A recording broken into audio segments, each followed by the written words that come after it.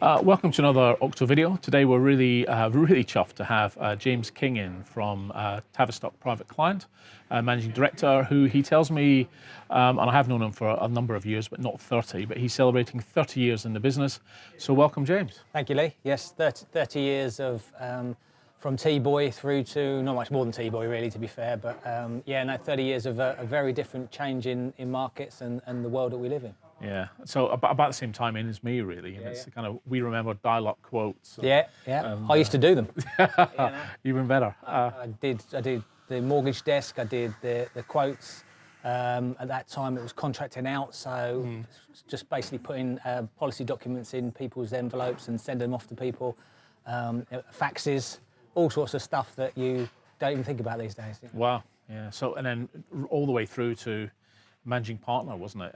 I was on the management board of Price Bailey, which is a top 30 firm of chartered accountants. I was an equity partner there for many years, set up the financial services business, and I was there just under 20 years from a start-up through to something that turned over a few £1 million. We did some quite different things there. So we merged our personal tax and our financial planning teams together, which I think was reasonably revolutionary, for one fee anyway.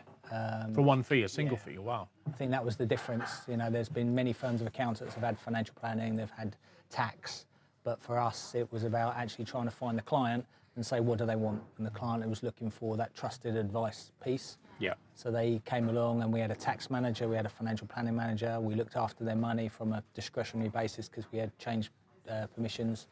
And we were then into a place where you can come to us and we can deal with everything.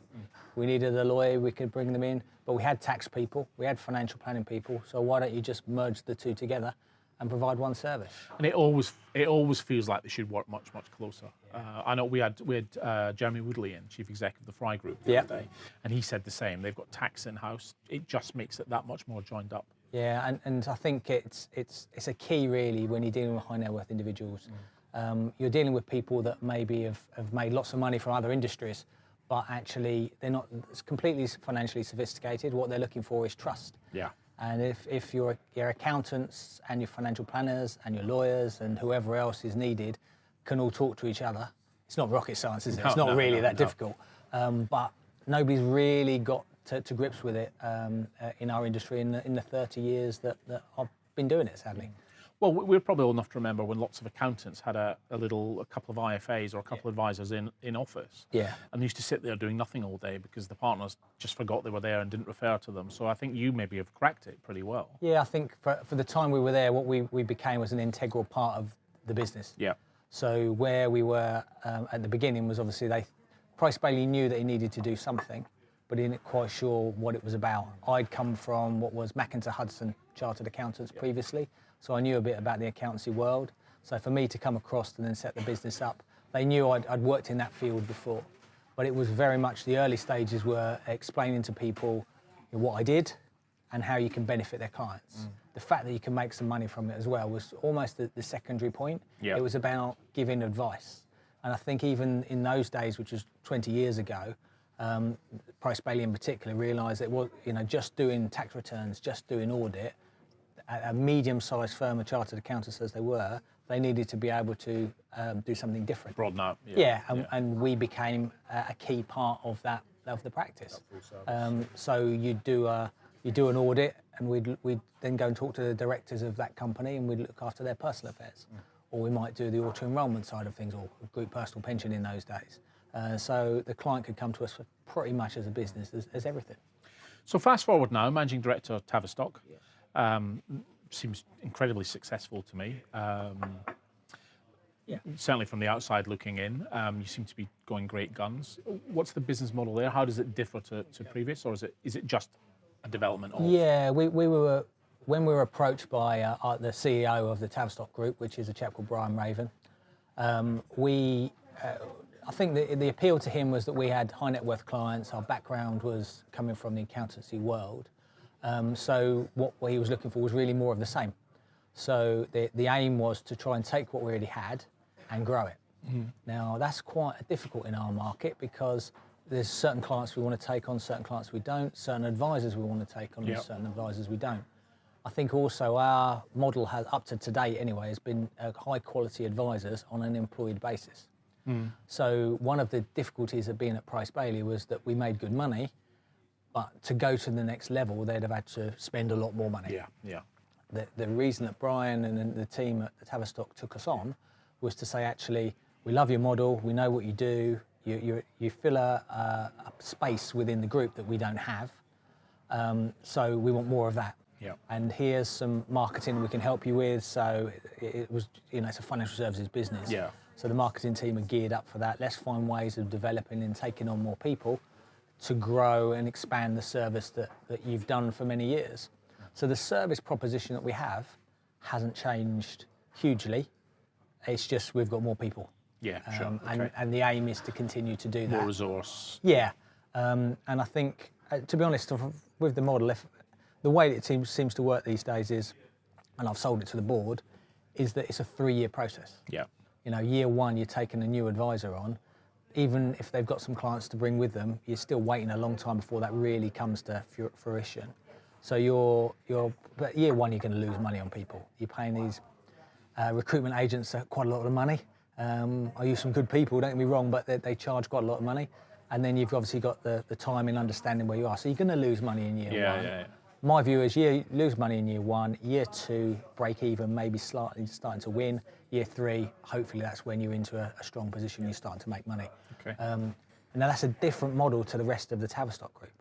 So the rest of the Tavistock group, 150, 160 self-employed advisors that are very much on a split of fees. So in the short term, the self-employed model is actually a much cheaper way of driving business. Profitable more quickly. Yes. Yeah. Whereas if you flip it around, in years to come, if your good advisors start to write good quality business, then you're making much more from them as an employed basis as time goes on. But it's if you haven't got the capital in the beginning, you can't take on the new people, which is where we are. Yeah. So, I mean, going back to your model of your particular bit, I believe you use Premium as a platform, which has been around for a while and is probably, they might hate me for saying this, but perhaps one of the lesser known platforms. Much so, yeah. Why Premium? Okay. What's the unique bit that attracted you? Because you're so tuned in to the industry. You know all the other platform operators. What was it tuned in you into Premium? I think if you go back in our history, and you were party to our history, to be fair. Partly, yeah. Yeah, you were. You're part of the problem and the result. So, is that obviously we decided many moons ago, 2007, 2008, that we wanted to change our permissions from advisory to discretionary. As we did. As you did. Yeah. And we had those conversations going back that time. And therefore you knocked out quite a few platforms that we wanted to use, because at the time we wanted to use exchange traded funds. Yeah.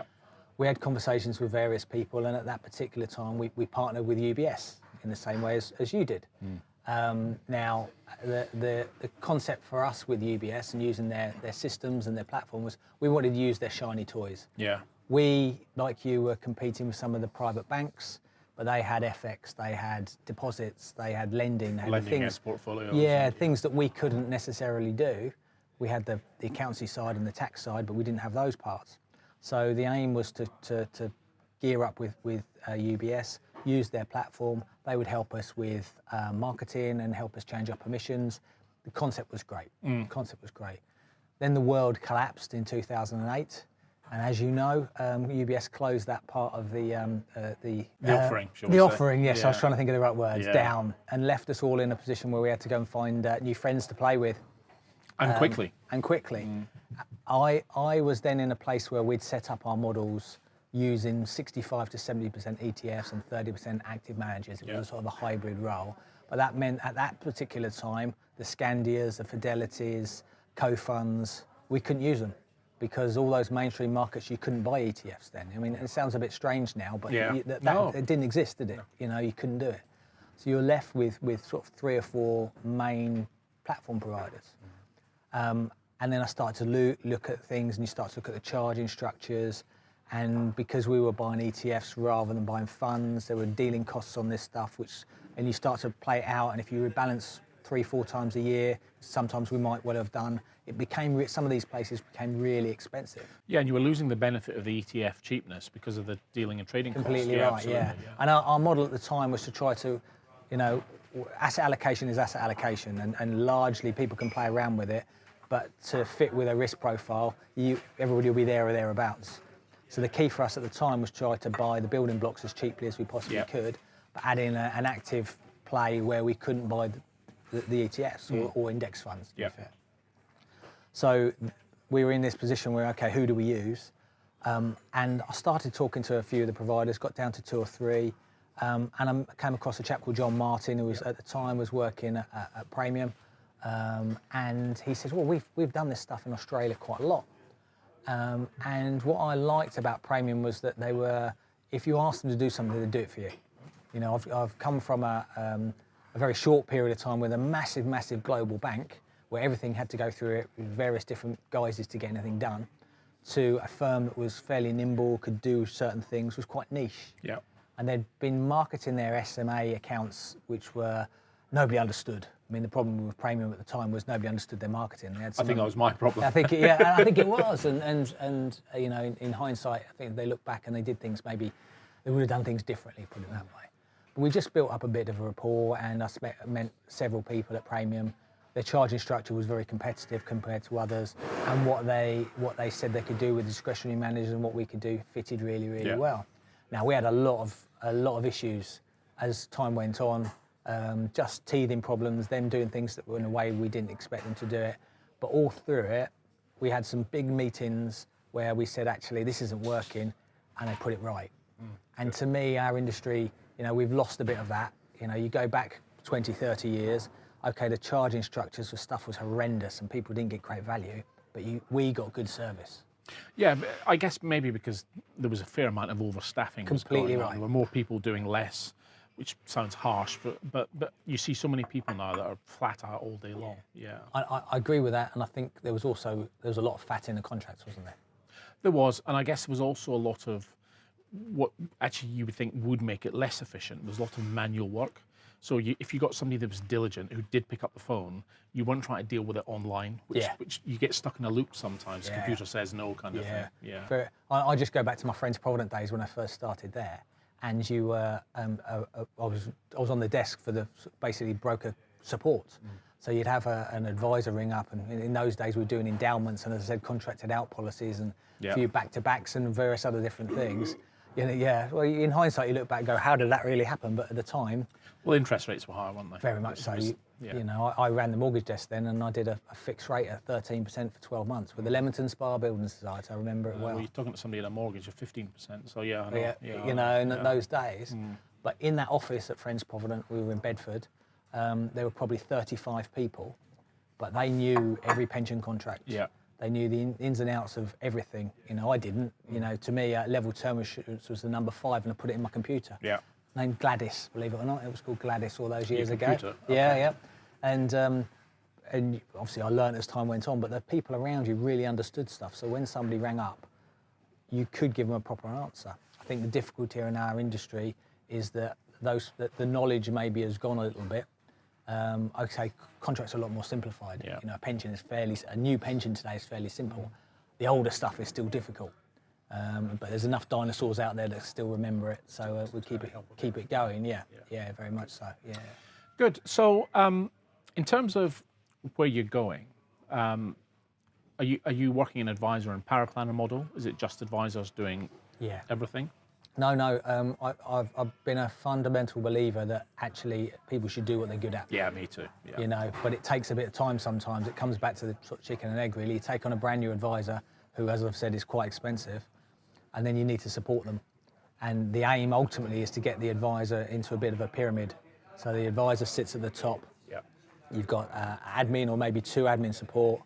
You've got paraplanner, and you've got a junior advisor. That's the ultimate aim to get to somewhere where that advisor gets to his 100 clients or so. And I don't think he can do many more than that, to be honest. I don't know. And not do a proper job anyway. Once they've got to that sort of peak position, then they bring the junior advisor forward.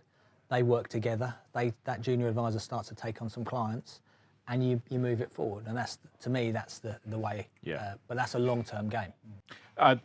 For me, it's so are your paraplanners internal or are you outsourcing? Yes, we're Pretty much, yeah, all internal. We did for a while use one or two firms. Outside. We did enough people. Yeah. And it's becoming a career, isn't it? It's fantastic. Listen, I think it's fantastic. I mean, I've visited some doing this paraplanning firms and know several of them externals. Yeah. But I think what's fantastic is at our age, sometimes we get a bit cynical, a bit tired, a bit long in the tooth. But these young, highly technical paraplanners coming through, I think, are really interesting, engaged, technically competent, don't have any of the baggage perhaps that we built up over the years. And I think it's really refreshing. Yeah, no, I agree. Although whether it's an internal or external, I guess you need a quantum, you need a kind of critical mass of advisors and work before you do that. But I think that is that whole chicken and egg thing as to how when you take more people on to take further forward, and that's where it's a slow burn. Yeah. But if you put yourself out there to give quality advice, and you want to look after people, that's what you need. The reason I can still do my job is because I have a great paraplanner, fantastic right-hand lady called Jacqueline who looked after me for years. Yeah. Great admin support, and a team run by Natalie, who's our admin manager, that looks after the whole thing. I'm not actually that important. She's the most important person. And make sure that it all hangs and it together. all works. Yeah. And that way you can go off and do things like today and do other things to help, talk about your business, promote your business, marketing events, whatever it might be, running a business, and I still look after clients, which I love. Which is the best thing about our job. Still the best thing that I do. It's the thing I miss most. I'm lucky that a lot of them are friends of mine, so I still see them. But there are clients who I used to see that I no longer do that I miss.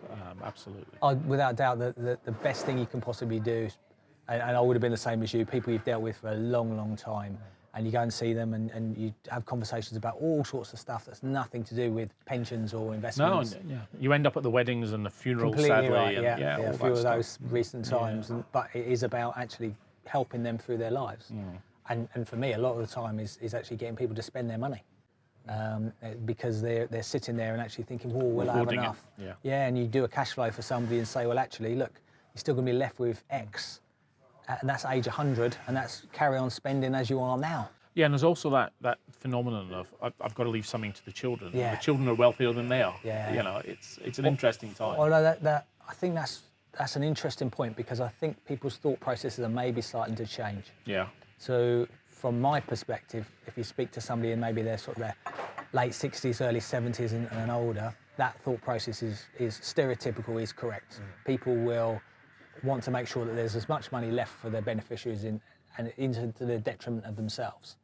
I think people in their 50s and their mid-60s, around that sort of, are now thinking, actually, I've done the stuff for my kids. Got them through university, got them on the property ladder perhaps. And moving forward, I'm going to enjoy my life.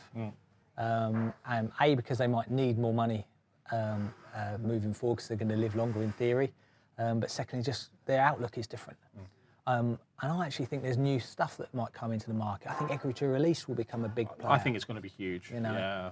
Unless Brexit demolishes everyone's property prices, I think equity release is going to be huge. Yeah, and the more I've looked at it, I'm going to do the mortgage exam so I can do it with my clients, because actually I think it's not just for those people that need money just to live and carry on with their lives, which I think there will be more and more of those types of people. But actually, it's actually taking money out of their estates and at the high net worth end, IHT planning. Yeah, absolutely. And or helping children onto you mentioned earlier, the property ladder, and getting people across to there. So I think there's a huge market there, and the likes of L&G and Aviva and Canada Life, these guys are big players that are now coming to the market, whereas go back to the early 90s, it was not such a good Smaller play. players, less decent outcomes. Yeah.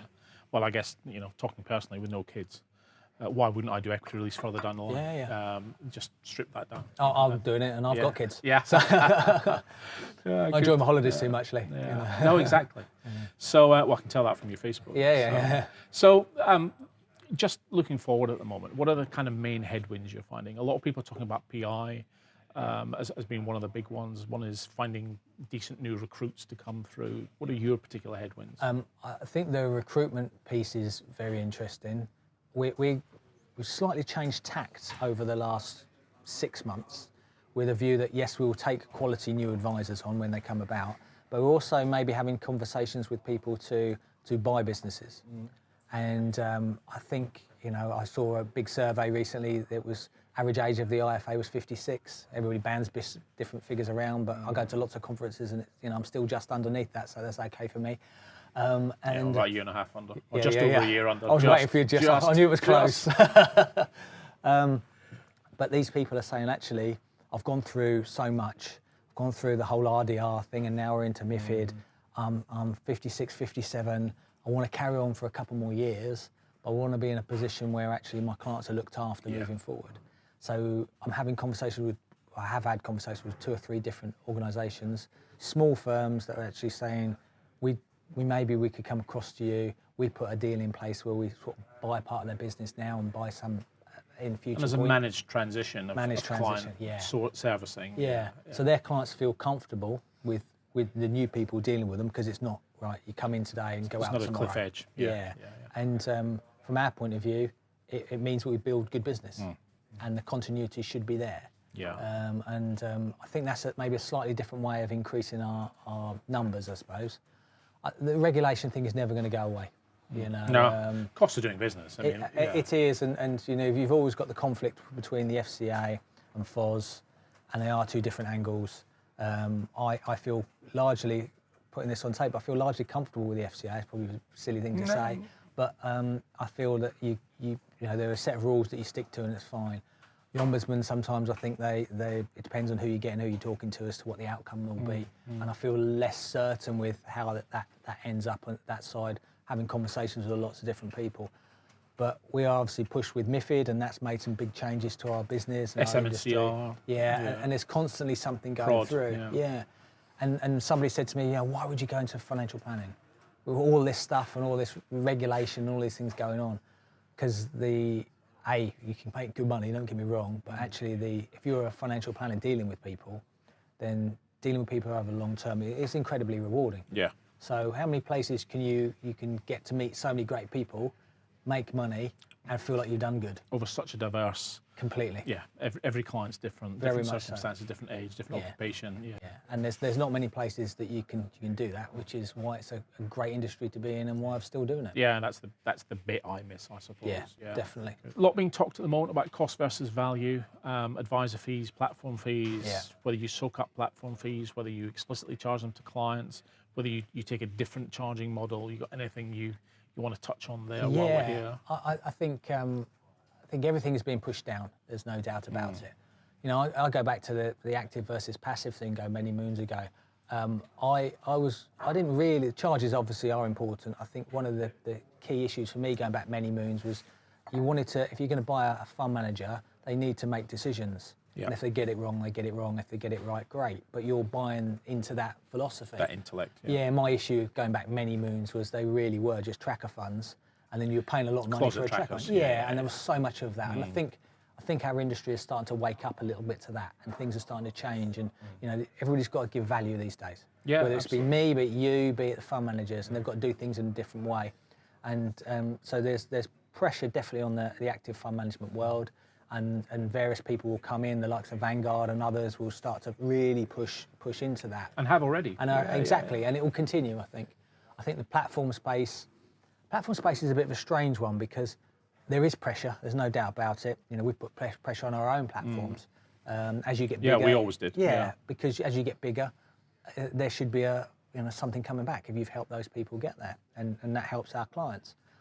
But the issue you've got at the moment, I think, in the platform world is very difficult to move from one place to another. So, if you ever get to this point, which everybody's talked about for years, but nobody's really got to, if you can move from platform A to platform B fairly quickly, almost an in-specie type transfer across. You then get proper competition. Whereas as you sit here today, you look at something and go, well, platform A is charging us 0.25 and platform B is going to charge us 0.2.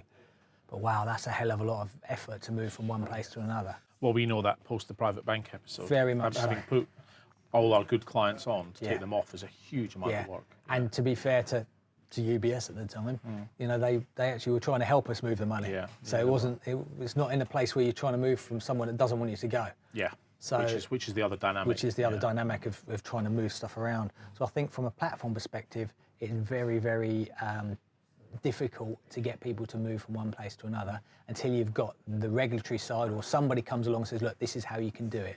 then you're into proper competition, and you can only push costs down so far. Oh yeah, this. I said something the other week at a conference, and a few people picked it up on a website and gave me a bit of a beating. None of us believe in a race to the bottom. No, it's got to be about cost versus value. You've got to chip away where you can, but you can't transact at a loss. No, because there'll be nobody left. There'll be nobody left, and that doesn't serve any client. Yeah, exactly. No, because I think that's exactly right. Because you get to a point where there's very few players, then you're back to there's no competition. That monopoly thing. That doesn't work, and there's no innovation because they don't need to. So I think platforms will have to come down a little bit. I think from us as a business, we would love to be in a place where we can get it down so we can pay the costs. That's our aim. Yeah. We want to try and reduce costs because there is definitely a benefit to clients of platform, but there's far more benefit to us than there is to a client, in my opinion. Yeah, I mean, this has been much said recently. If on Twitter, this who does the platform benefit most? And I think perhaps in the early days, it sort of did benefit clients, but now with everything settled in and so many people on the platforms, perhaps it's the advisors getting the most. It's definitely swayed that way. There are benefits to both, but I totally agree with that. And the third part of that conversation, so you've got the fund management world, you've got the platform world, and then the advice space. Yeah. I think one of the biggest things that come out of industry was obviously RDR and the change into transparency. Well, nearly every organisation anyway. Nearly. Be one very large one that doesn't seem to do what it wants to do. Well, they were getting an absolute beating in the Sunday press this week, weren't they? Yeah. An absolute beating. For the first time I've seen it that vehement. Yeah, I still can't quite work out where we're still in that place, to be honest. But it just seems to be everything RDR set out to get rid of. It's but hey, still commission. I'm not a regulator. Yeah, no, and nor am I. But. No. Anyway, forget them.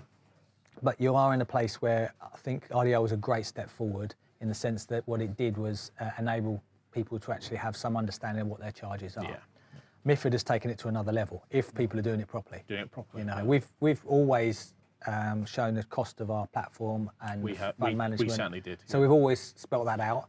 MiFID has taken it to another level by showing various other different tables, some of which are a little bit over the top, but we go with it. We show the full detail.